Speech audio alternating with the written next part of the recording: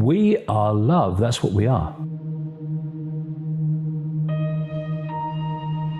Everything else is what we are programmed to perceive that we are, and that's the enslavement. That's why they want this closed, because once that opens, the world changes.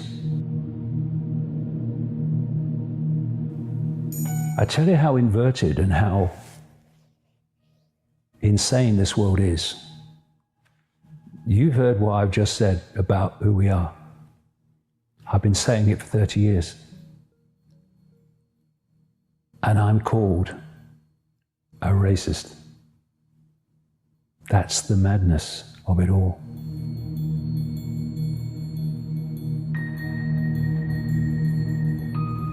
I've never seen any group that called itself anti-hate that wasn't full of hate. That's the inversion.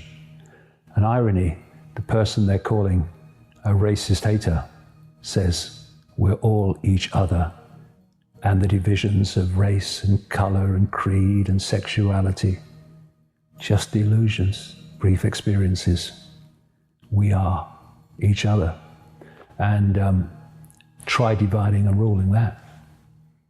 We need people to stand up, look the dragon in the eye, and wait for the dragon to blink, because it will. It was going to wake people up from their coma that they'd been put in, an induced coma.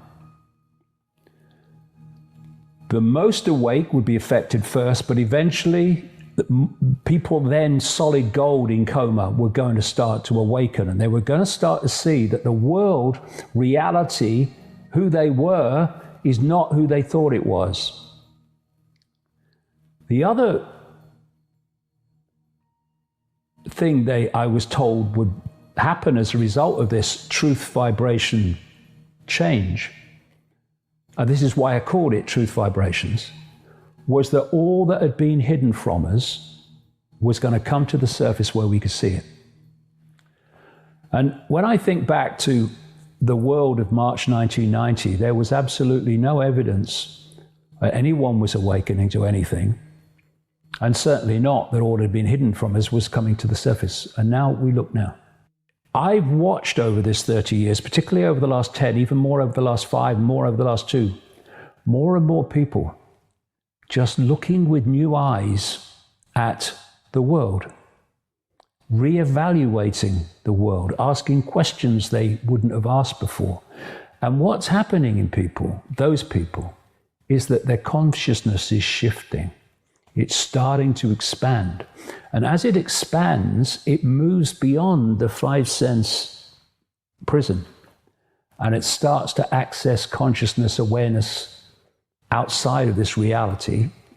And that can start to trigger a feeling that actually something's not right, or a feeling that what we're being told is not how it is. And people start to question. And when you question this system that we live in, it's found wanting immediately. It's the fact that people don't question it. It's its only way of survival. And I'm seeing this in more and more people. They are expanding their awareness, and they're starting to see with new eyes. And the key is opening this, because this is our connection to that expanded state of consciousness. And when you open that, not only do you access intuitive inspiration and all that stuff,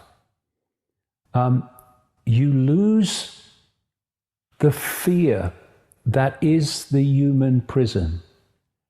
Because love does not fear. Love is the absence of fear, as evil is the absence of love.